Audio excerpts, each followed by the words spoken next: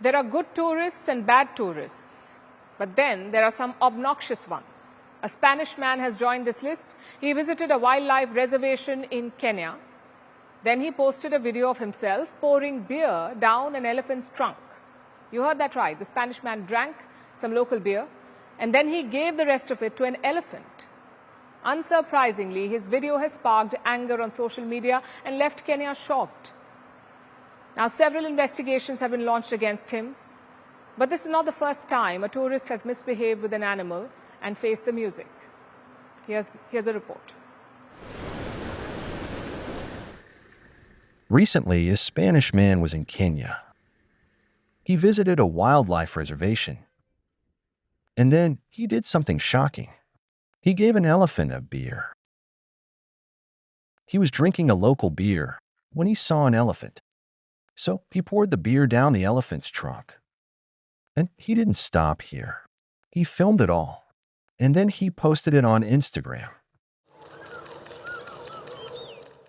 Soon, anger followed. Viewers on social media were outraged. Hundreds of people commented, many calling for the man's deportation. Since then, the posts have been pulled down, and several investigations have been launched against the man. But this is not an isolated case. A few months ago, a U.S. influencer stirred a firestorm of criticism in Australia.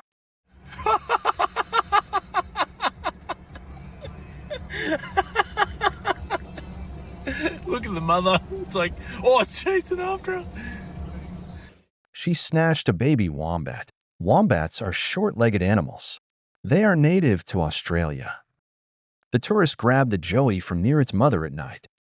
She ran back to her vehicle, recording a video, as the joey screamed, and its mother ran behind it, visibly panicking. It's like, oh, it's chasing after her. This incident outraged Australians. She faced everything from calls of deportation to death threats. Prime Minister Anthony Albanese suggested that she try this with a crocodile the next time. To take a baby wombat from its mother and clearly causing distress from the mother is just an outrage. And you know, I suggest to this so-called influencer, maybe she might try some other Australian animals. Take a baby crocodile from its mother and see how you go there. Take another animal that can actually fight back rather than stealing a baby wombat from its mother. See how you go there.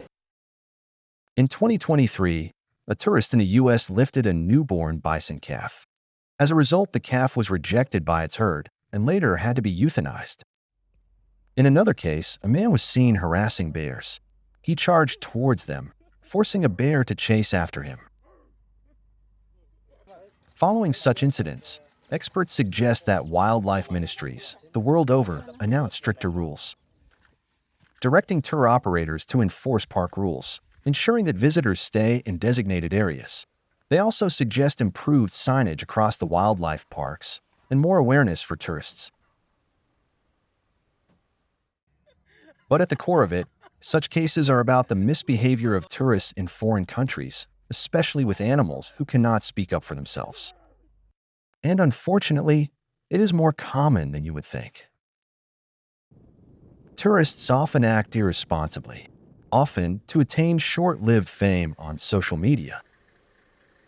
And in the process, they leave animals distressed, sometimes permanently, giving tourism a bad name.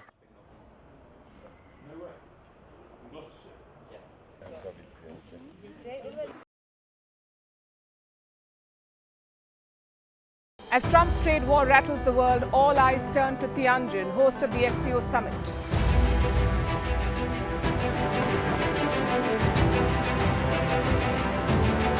Prime Minister Modi makes his first visit to China in 7 years. India's policy of multi-alignment faces its biggest test. Will the outreach to China open the door to a new partnership? And will talks with Russia add weight to India's stance against trade wars and tariffs?